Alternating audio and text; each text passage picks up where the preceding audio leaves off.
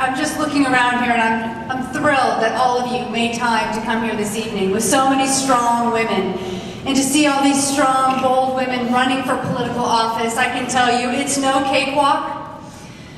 As we have heard tonight, there are conflicting visions about many important issues that affect and impact women. Never before have issues that impact women been at the heart of an election like they are this year. There is a clear contrast between the choices this year, and there is certainly clear contrast between my opponent and I. My opponent, he's really hoping you have not been paying attention, because his stances on some issues and his votes on issues would blow your mind, just as Governor Collins was talking to you about. We all remember Todd Akin, the congressman out of Missouri, who so outstanding, just abhorrently, had a stance and a comment about women, saying that when it comes to issues of rape, there is legitimate rape, and that women have a way of shutting the whole thing down. It's appalling. And what does my opponent say? He basically says, he's a knucklehead. Boys will be boys. That's appalling. It's ignorant, it's offensive, and it's just flat wrong. My opponent, though, co-sponsored, along with Mr. Akin, legislation to define rape. Now, to me, that's being out of touch. But that's not all. Not only did my opponent co-sponsor a bill to define rape, my opponent also has voted 33 times to let insurance companies discriminate against women for charging more than they will for men. That's wrong. My opponent has voted 33 times to prevent women from access to preventative care and mammograms. That's wrong. My opponent wants to stand between your access to contraception. That's wrong. He's voted 33 times to make sure that your children and your grandchildren do not receive treatments for things like asthma, and that's wrong. It is rather incredible, and it might be laughable if it weren't so serious. You've all heard about the Paycheck Fairness Act and the Lilly Ledbetter Act, which would make sure that women have equal access to equal pay for equal work. My opponent has been silent on these issues, mainly because he actually didn't vote for paycheck fairness, and he hopes, again, you're not paying attention. But we are paying attention. Tonight we've talked about issues of health care, and we've talked about economic issues and how they affect women, but they affect all of us. But there's something else that politicians are not talking about. We live in a state that we rank in the top 5 for incidents of sexual abuse and rape in young girls under the age of 18. And our congressman is spending time parsing words on the definition of rape. He's not asking the right questions, and he certainly isn't listening. We should be asking, why are our young girls being raped at at all? Why are we asking those questions? Why aren't politicians talking about that? And why are we talking that Mr. Young voted to gut the Violence Against Women Act? When we talk and hear about that phrase, war on women, we rightly discuss lack of access to contraception and lack of equal pay for equal work for women. These are all important, but the statistics on violence against women are shocking and imply a true war. Here is a sobering fact.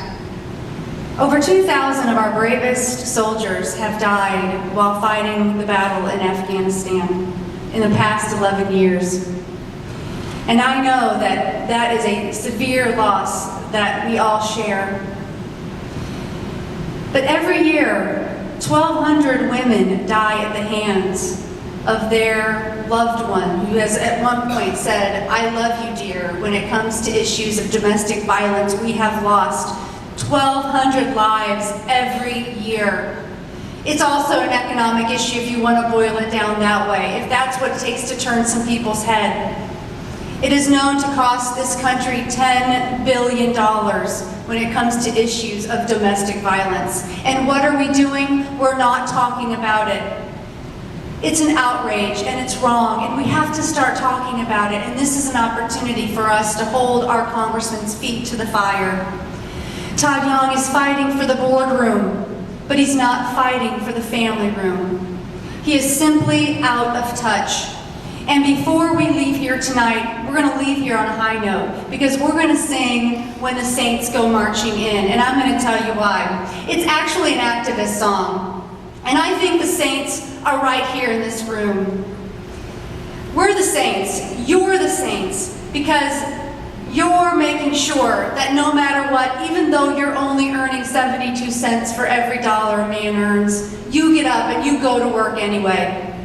You're the Saints for speaking out for women to have access and control of the care that they receive on their bodies. You're the Saints that you keep going and doing all you do in spite of all the obstacles, and you do so with grace and perseverance. And you're the Saints, men and women in this room, who are going to show my opponent that we do in fact have a way of shutting things down. And it comes by way of that ballot on November 6th. When you walk into that voting booth, you can shut this whole thing down. My friend John Yarmouth said, "Shelli, you just keep smiling, but when you want to say something that you want people to listen, stop smiling and say it." So I apologize because I haven't been smiling so much, because these are really important issues at stake in this election. If we don't get in there and vote this year, how long will be too long? When will be the right time? We will have, if we don't get this job done, another 2 years of a congressman who will continue to vote against women. Are we ready to stand for that? No. Let's show them that we can shut this whole thing down, and I need your help. Will you help me? I need your help. I need you to get out there and make sure that come November 6th, we're going to have a governor who's going to be able to fight for us, and a lieutenant governor who will stand for women and children and families and turning this economy around in this state.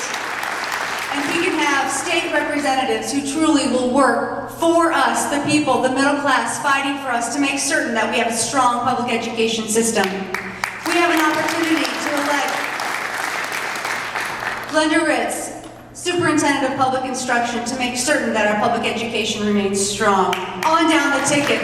This is the time, this is election, we have to get out there and fight. So I want you to stand with me. You're going to be our saints. You are our saints. And we're going to stand and we're going to sing, but we're going to actually stand up.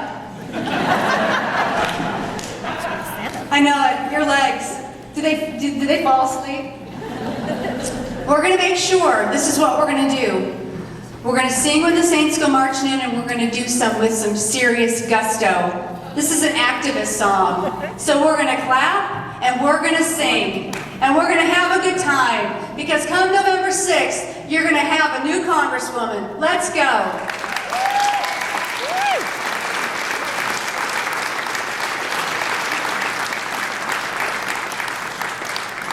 What's your name?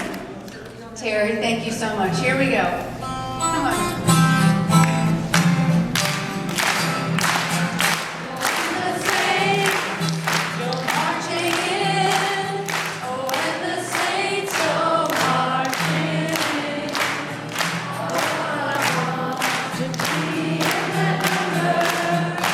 When the